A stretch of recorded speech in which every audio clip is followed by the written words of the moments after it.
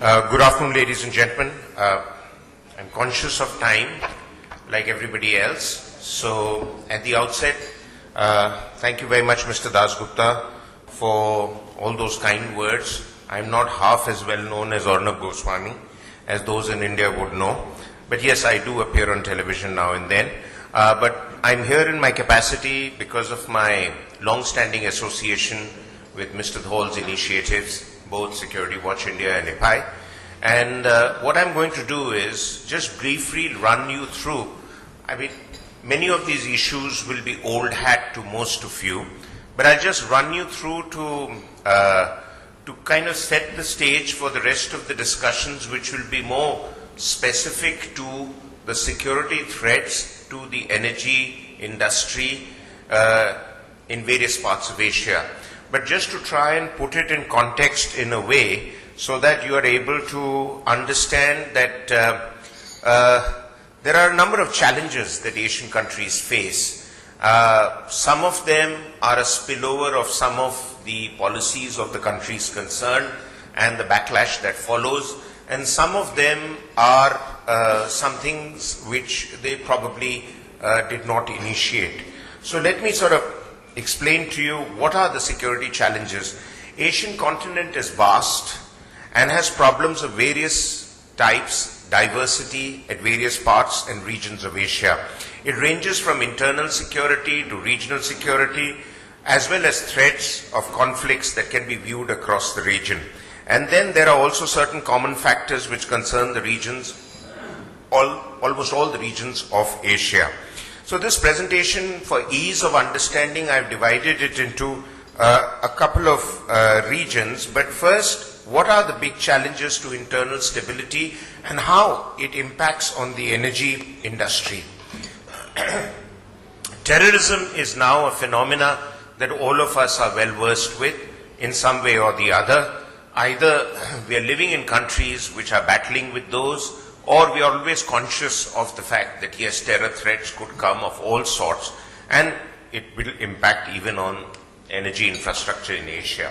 The first is indigenous in origin and driven by poor governance, corruption, ethnic inequalities, various other differences.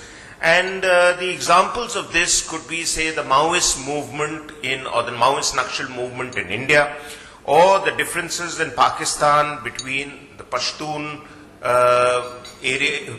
people and the Afpak region, or the Baluch problem, and likewise you go into various other parts of Asia and you'll find certain indigenous problems. There are problems, there are solutions, but governments are doing their best to battle with them. Secondly, in instances where transnational terrorism is being used as an instrument of policy, whether stated or otherwise, there is the case of Kashmir, there is the case of attacks on cities like Mumbai, there is the case of support by Iran for some elements of Hezbollah, and therefore these also could impact on the country's security and in the near regions. Confronting terrorism in Asia, you would require a multifaceted approach, which may require a design, a national policy. I read a very interesting piece of news in today's paper that Pakistan's, as a unique case, now come up with a comprehensive counter-terror policy where all parties in the country are agreed on how to deal with the threats of internal stability to Pakistan. I wish we could do more of that in India. Second, we need to carry out reforms to improve the socio-economic, political situations and therefore address some of the grievances of those who resort to violence or threats of terror. Third, we need to have fresh doctrines. And fourth, in the area of non-traditional security, non-military essential issues, you need to have policies, you need to have disaster management, you need to have a comprehensive approach to dealing with threats both to urban and rural areas. So therefore, for ease of understanding, I've divided Asia into West Asia, East Asia, Central Asia, Southeast Asia, and South Asia. What are these regions? West Asia, often referred to as Middle East, the hub of oil and energy for at least Asian countries and many Western countries. could face, and as Mr. Mehra will bring out in his presentation, a case study of a specific attack on an energy infrastructure in the Islamic world. But West Asia has also other problems, which are the Arab Spring and therefore the violence that has come about, the instability that's come about in some countries. Some cases they managed to stabilize it. But there are other threats to internal stability in West Asia. Political upheavals, socio-economic inequalities, religious fundamentalism, Shia-Sunni divide, certain other Arab-Israeli issues, and of course the fact, which I haven't mentioned here, the possibility of a war, God forbid, if the current arrangement with Iran at some stage, as we saw last year, the world was edging closer towards an American attack on Iran. And this is a situation which might emerge once again if the current dialogue and arrangements don't fructify into the end means that they are meant to.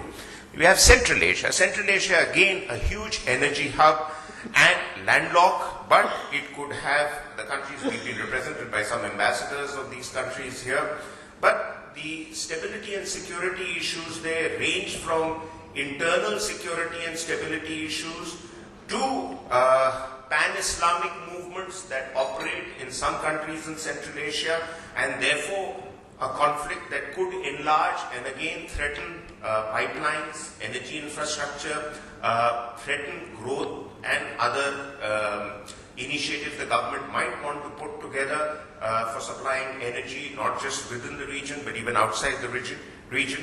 And then you have Central Asia has abundance of strategic energy reserves, and these could also, in the long run, be threatened if the political situation becomes unstable. And therefore, you need to create a common security architecture which would require collective responsibility and a collective approach in Central Asia, because there is already a culture in those countries of dealing with certain issues collectively. You have East Asia, again huge consumers of energy. You have China, Japan, and various other countries, and even Korea, massive developing countries.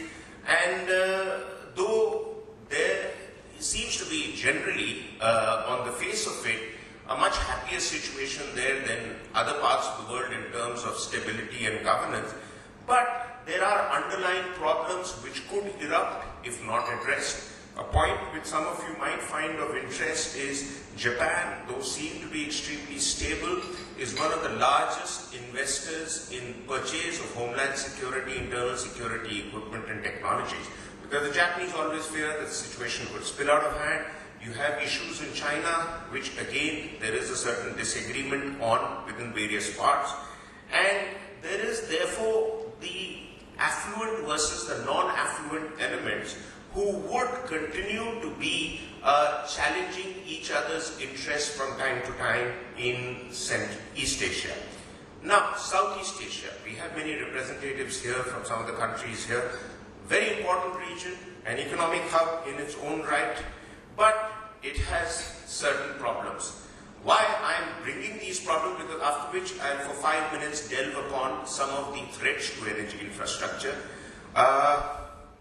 Diverse ethnicity, terrorism, piracy, insurgency, extraordinary maritime activity which could again be threatened. These are issues in Southeast Asia which are very important, where the Straits of Malacca, as we know, are of concern to Japan and China primarily, but many other countries, as the distinguished representative from Indonesia brought out yesterday.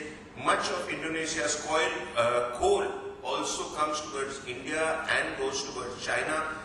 Straits again are the line from where this transportation takes place. So there is the threat of internal insurgency, local groups, piracy, and to some extent some elements of terror and terrorism. Maritime issues are particularly important in the case of Southeast Asia, which is a major transportation route for energy from West Asia, that is the Gulf region, to go to East Asia, which is China, Japan and other countries, as well as the countries therein the Straits of Malacca are of huge concern to the international community, including the United States, with China now even flexing its muscles and claiming more and more space in South China Sea. So there is an issue there, and it's largely linked also to territorial ambitions of China and some other countries on the islands in South China Sea, which could lead to conflict and therefore upset the transportation routes. So these are vulnerable areas, and these are of great concern.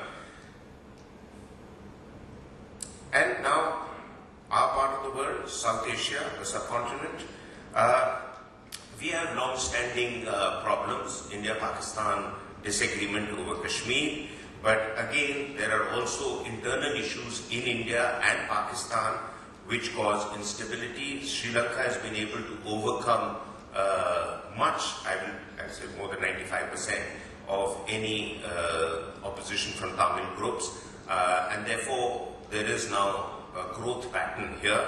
But the local problem areas in our part of the world, the subcontinent, threaten various energy initiatives, including the much talked about Tapi pipeline. One of the reasons why it's probably not happening, apart from political differences, is to guarantee the security of the pipeline as well as the other pipelines that could come to us from Iran, or we could even be looking at a pipeline from the Qatar-Oman pipeline, which not necessarily is threatened by land problems, but maritime issues which could be a point of concern. So, what are the threats to energy assets? Let's take the case of India. We've had following instances in the last couple of years which give you an example of the kind of threats that you could possibly face in most other countries where energy infrastructure exists.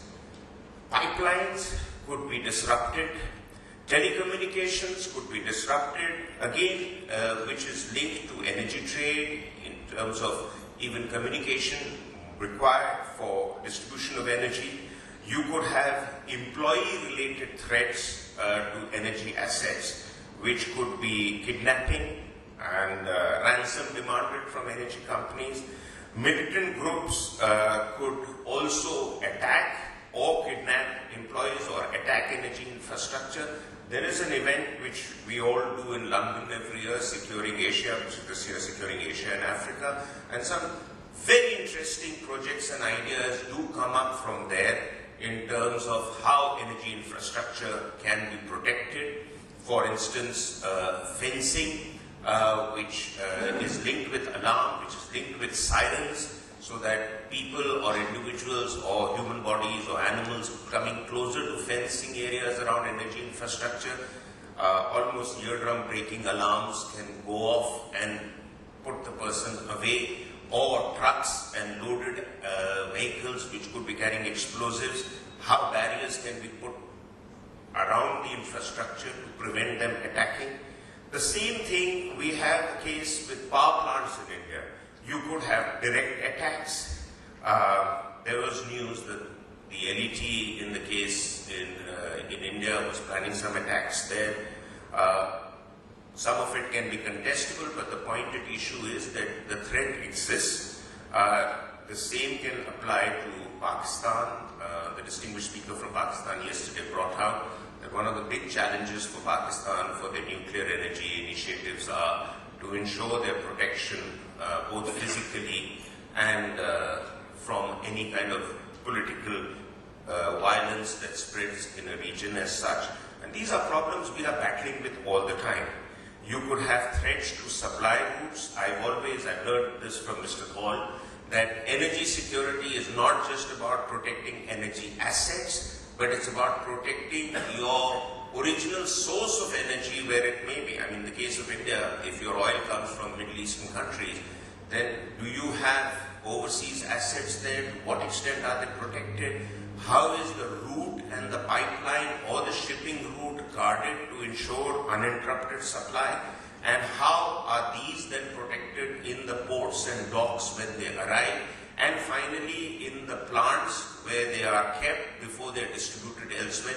This is all part of energy security, and why I gave you an overview of some of the conflicting problems in various parts of Asia was to give you an understanding that if your energy source is in West Asia, if there is stability there and instability at your end, you could have a problem. If you have stability at home but instability there, which is the original source of your energy, you could again have a problem in terms of ensuring uninterrupted supplies.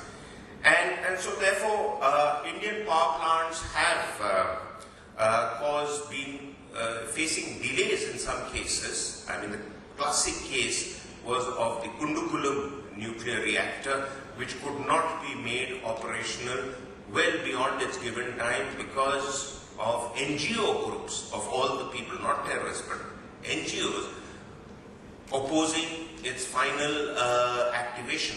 So, you know, you could have all sorts of threats which will come up, and therefore security of energy infrastructure and the inter-regional aspects, in as well as issues within your country, all have an important role to play in energy security.